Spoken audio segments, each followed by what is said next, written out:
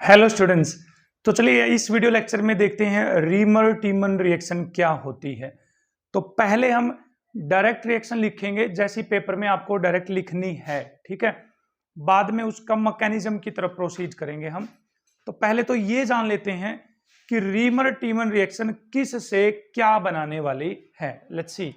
तो भाई आपको मैं बता दूं, इन रीमर टीमन रिएक्शन हम फिनोल से सैलिसल्डिहाइड बनाएंगे।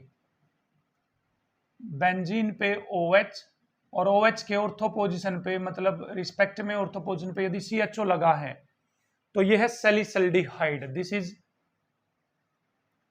सैलिसल्डिहाइड।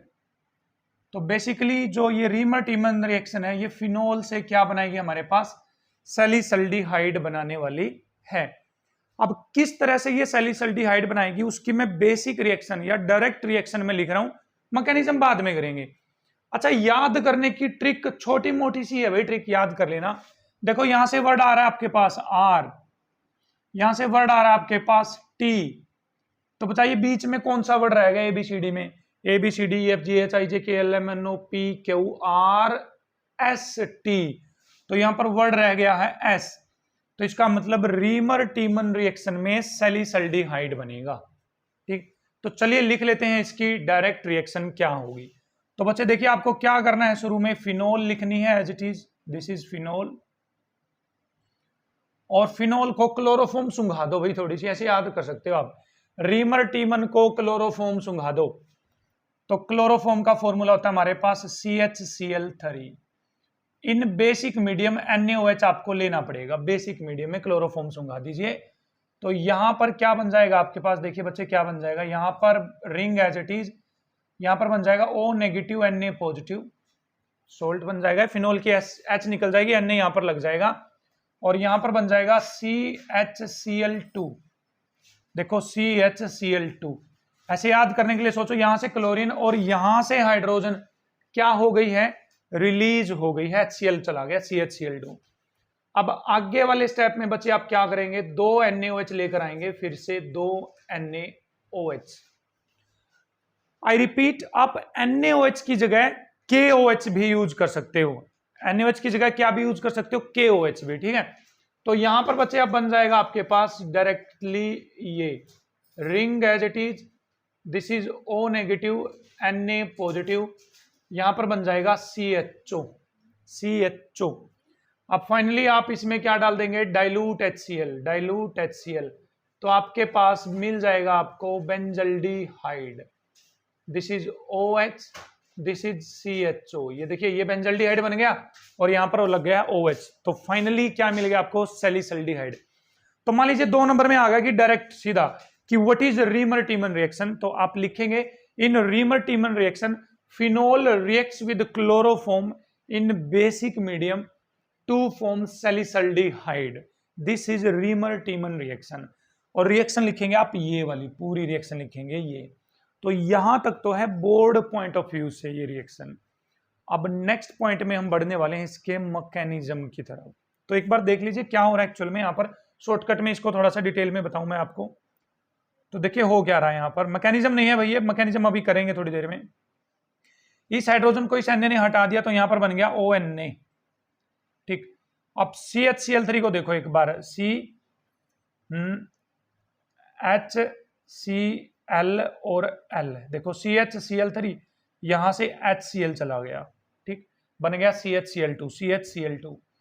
अब NaOH डालोगे आप इसमें, एक्वस KOH आप डालते थे, पीछे पढ़ो, एक्वस KOH NaOH क्या करता था, Cl को हटाकर OH लगा देगा, यहां पर OH लग जाएगा, OH में से पानी बाहर हो जाएगा तो CHO बन जाएगा। देखो कुछ इस तरह से, देखो जैसे ही आप इसमें NaOH डालोगे तो बन जाएगा आपके पास, this is O negative Na positive as it is CH। इन दोनों क्लोरीन की जगह क्या लग जाएगा, OH और OH। समझ गए? देखो इस क्लोरीन की जगह OH आ जाएगा ना, पीछे नहीं पड़ा था भैया। एक्वस KOH क्या करता है, क्लोरीन हटा के OH लगाता है, तो एक्वस NaOH भी क्या करेगा, क्लोरीन हटाकर OH लगाएगा। तो यहां से अपने आप वाटर लॉस हो जाएगा, वाटर लॉस। तो जैसे वाटर लॉस बनेगा तो क्या बन जाएगा, CHO। देखो CHO आ गया, ONA। अब ONA को OH बनाने के लिए हमें क्या डालना पड़ेगा, इसके अंदर डाइल्यूट HCl डालना पड़ेगा। ठीक है, तो ये तो है डायरेक्ट मेथड, डायरेक्ट आपको रीमर टीमन रिएक्शन लिखनी आनी चाहिए। चलिए बढ़ते हैं इसके मैकेनिज्म की तरफ कि क्या होगा, ये रिएक्शन किस तरह से हो रही है।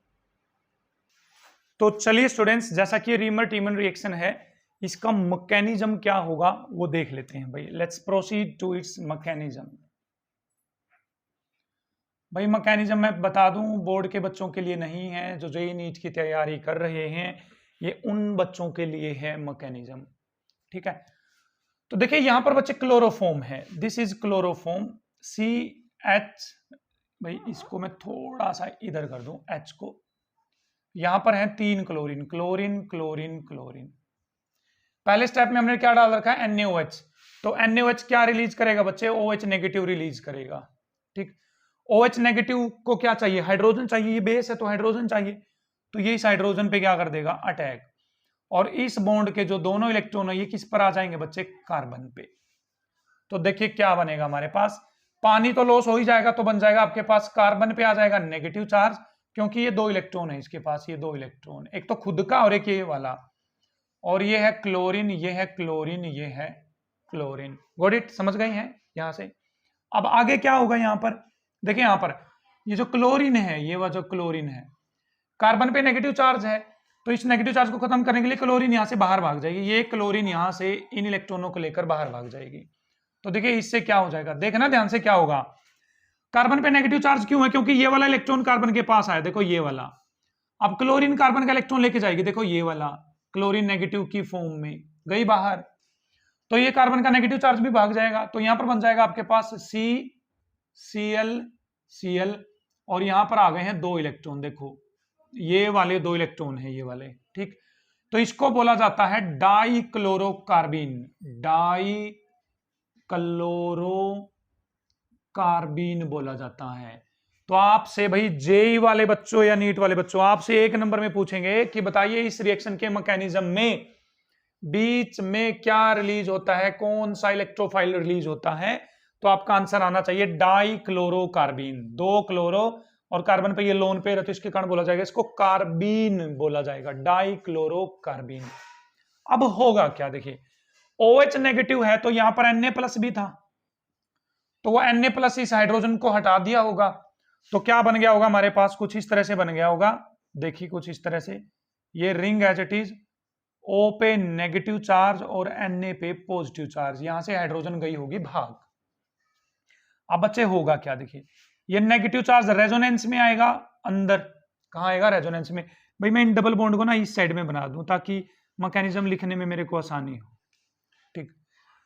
तो ये वाले इलेक्ट्रॉन कहां चले जाएंगे बच्चे, यहां पे चले जाएंगे। तो देखिए क्या हो जाएगा फिर, यहां पर बन जाएगा आपके पास कुछ इस तरह से, डबल बॉन्ड, यहां आ जाएगा नेगेटिव चार्ज, यहां आ जाएगा डबल बॉन्ड O, कुछ इस तरह से आ जाएगा यहां पर, ठीक है, समझ गए हैं। अब इसको क्या चाहिए बच्चे, ध्यान से देखो, इस नेगेटिव को क्या चाहिए, यहां पर इस नेगेटिव को चाहिए कि ये बॉन्ड बनाए किसी न किसी के साथ।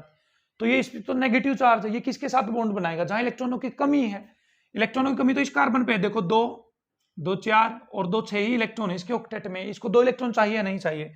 तो अब क्या होगा, देखना ये बन गया नहीं बन गया। अभी हमने CHCl3 और NaOH का रोल पढ़ा है कि क्या हुआ है। अभी ONA से हम ये कैसे बनेगा, इस पे आ रहे हैं। देखो यहाँ पर क्या हो जाएगा बच्चे, आपको ध्यान से सुनते रहना है यहाँ पे क्या हो रहा है क्या नहीं हो रहा है, ठीक है, ठीक है बच्चे। यहाँ पर क्या है, नेगेटिव चार्ज, तो ये ऑर्थो पैरा डायरेक्टिंग है, तो जो ऑर्थो का जो नेगेटिव चार्ज है अब ये इसके पास आएगा, Cl और इसके पास है लोन पेयर, तो ये नेगेटिव चार्ज इस पे क्या करेगा, अटैक। अब ध्यान से समझो, यहां पर जब क्लोरीन इलेक्ट्रॉन लेकर गया था तो नेगेटिव चार्ज खत्म हो गया था। अब देखो इलेक्ट्रॉन वापिस आ रहे नहीं आ रहे, तो इस पे नेगेटिव चार्ज वापिस आ जाएगा। तो देखिए क्या होगा, यहां पर ये रिंग एज इट इज रहेगी बच्चे, रिंग डबल बॉन्ड, इसके साथ कौन जुड़ जाएगा, कार्बन Cl आ गया।